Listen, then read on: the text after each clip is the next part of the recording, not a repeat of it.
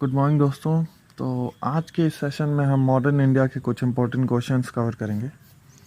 तो चलिए देखते हैं।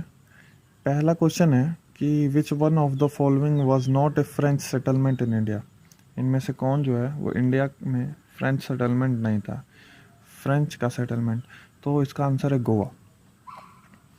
अब नेक्स्ट है where are the traces of Portuguese culture found in India. मतलब इंडिया में पुर्तगीज कल्चर कहाँ मिलता है। तो इसका भी आंसर है Goa. Who was the first governor general of Bengal. बहुत ही ज़्यादा पूछा गया हुआ क्वेश्चन है और इसका जवाब सबको पता होना चाहिए और आंसर है Warren Hastings. Who were the first European to reach India for trade. कौन से पहले यूरोपियन है जो इंडिया पहुंचे थे ट्रेड के पर्पस से। तो इसका आंसर है Portuguese. The French East India Company was founded in. जो फ्रेंच ईस्ट इंडिया कंपनी है वो कब फाउंड की गई थी। तो इसका आंसर है 1664। 1664 में French East India Company establish हुई थी। The English East India Company founded a permanent settlement factory at Surat. मतलब कि जो इंग्लिश ईस्ट इंडिया कंपनी थी उसने सूरत में अपनी कंपनी कब इस्टेब्लिश की। तो इसका आंसर होगा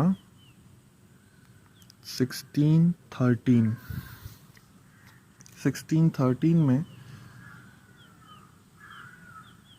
जो है सूरत में फैक्ट्री इस्टेब्लिश की गई थी इंग्लिश के द्वारा। अब नेक्स्ट क्वेश्चन है the administration of the English East India Company in India came to an end of. मतलब इंग्लिश ईस्ट इंडिया कंपनी के नाम से जो ब्रिटेन शासन हो रहा था वो कब ख़त्म हुआ इंडिया में। मतलब इंग्लिश ईस्ट इंडिया कंपनी का शासन कब ख़त्म हुआ। तो इसका जवाब है 1858। मतलब 1857 के रिवॉल्ट के बाद ये पता चला कि ये जो इंग्लिश ईस्ट इंडिया कंपनी है वो पूरी तरह से सही नहीं है, इंडिया पे सामर्थ्य नहीं रखती है इंडिया पे शासन करने के लिए। इसीलिए क्वीन ने ये अथॉरिटी टेक ओवर कर ली पूरी तरह से अपने ऊपर।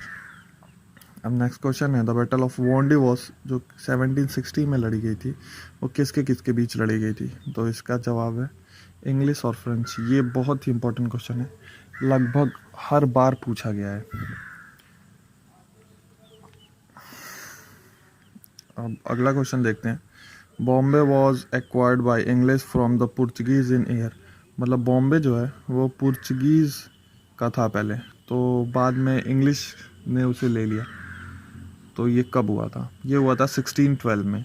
और इसके पीछे भी एक कहानी है कि जो पुर्तगीज़ की प्रिंसेस थी और इंग्लैंड के प्रिंस की शादी हुई थी, तो as a dowry Bombay gift किया गया था इंग्लैंड को पुर्तगीज़ के द्वारा। अब नेक्स्ट क्वेश्चन है during the Mughal period which one of the following traders first came to India. मतलब कि इनमें से कौन से ट्रेडर हैं जो इंडिया में पहली बार आए थे। तो इसका आंसर है इंग्लिश। इंग्लिश जो है मुगल पीरियड में सबसे पहले आए थे। नेक्स्ट है who granted the permission to establish the French factory at Masulipatnam. Masulipatnam जो कि साउथ इंडिया में है, वहाँ पे फैक्ट्री इस्टेब्लिश करने के लिए किसने परमिशन दी थी। तो इसका जवाब होगा नासिर जंग। नहीं, नासिर जंग नहीं होगा। इसका जवाब होगा अब्दुल कुतुब शाह। अब्दुल कुतुब शाह जो है इसने फैक्ट्री इस्टेब्लिश करने के लिए परमिशन ग्रांट की थी सबसे पहले। अब अगला क्वेश्चन है Vasco da Gama discovered the sea route to India in which one of the following year. मतलब कौन सी ईयर में वास्को डी गामा ने इंडिया के लिए सी रूट फाइंड किया था। तो इसका जवाब है 1498। 1498 सबसे पहले वास्को डी गामा ने सी रूट पता किया था इंडिया में आने के लिए। उससे पहले भी ट्रेड होता था लेकिन लैंड रूट से होता था, लेकिन 15 सेंचुरी में, मतलब 1498 15 सेंचुरी के अराउंड जो इस्लामिक रीजन था वो बहुत ही ज़्यादा फ्रीक्वेंट हो गया था। पूरे के पूरे पर्शिया और ओटोमन, मतलब ज़्यादा एरियाज़ में उनका इस्टेब्लिशमेंट हो गया था, जो कि पास नहीं देते थे किसी दूसरे ट्रैवलर को वहाँ से पास होने के लिए, या फिर हैवी ड्यूटी लगाते थे एज अ टैक्स। तो एक नया रूट फाइंड किया गया इंडिया के थ्रू। चलिए अगला क्वेश्चन देखते हैं। ये एक असर्सन और रीज़न है। तो असर्सन क्या कहता है? The French was defeated by the British in the Third Carnatic War at the Battle of Wandiwash. मतलब तीसरे कार्नेटिक वॉर में जो फ्रेंच आर्मी थी वो हारी थी ब्रिटिश आर्मी से एट द बैटल ऑफ वॉन्डिवॉस। अब इसके लिए रीज़न दिया गया है, the Indian ruler did not support the French. मतलब इंडियन रूलर फ्रेंच को सपोर्ट नहीं किए, इसलिए फ्रेंच जो थे वो हारे। ऐसा बिल्कुल भी नहीं है।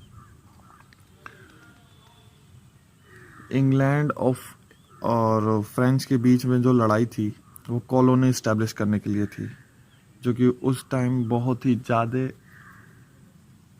मात्रा में लड़ी जाती थी। हर जगह, हर एक रीजन पे, अफ्रीका हुआ, साउदर्न अमेरिका हुआ, एशिया हुआ, हर जगह वो लड़ाइयाँ लड़ते थे सिर्फ अपनी कॉलोनी इस्टेब्लिश करने के लिए। तो इसलिए वो लड़ाई लड़ रहे थे। अब उसमें कोई इंडिया मदद थोड़े ना करेगा किसी को कि आप आइए मेरे ऊपर शासन करिए। इसलिए इसका सही जवाब होगा कि A is true but R is false, option C.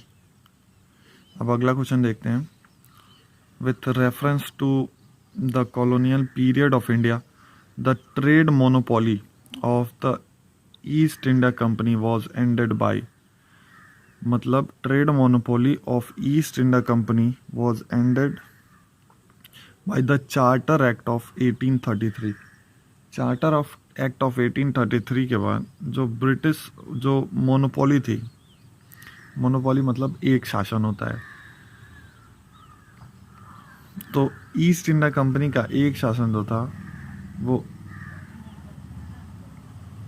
And हो गया था चार्टर एक्ट ऑफ 1833 के बाद। अब नेक्स्ट क्वेश्चन है, इन 1770 who among the following Mughal emperors had issued the royal edict to allow the business privilege to Britain East India Company।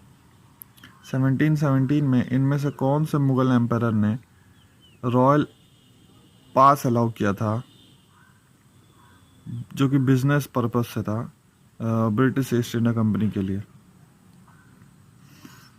तो इसका सही जवाब है फर्रुखशियार ने रॉयल पास किया था, जिसके कारण जिसके लिए ब्रिटिश गवर्नमेंट ने उसको, मतलब ईस्ट इंडिया कंपनी ने उसको कहा था कि हम आपकी टेरिटरी दूसरे राजाओं से सुरक्षित रखेंगे, इसके लिए। तो चलिए आज के लिए इतना ही। कल फिर देखेंगे एक नए वीडियो के साथ, एक नए सेशन के साथ। तब तक के लिए पढ़ते रहिए मन लगा के। जय हिंद, जय भारत।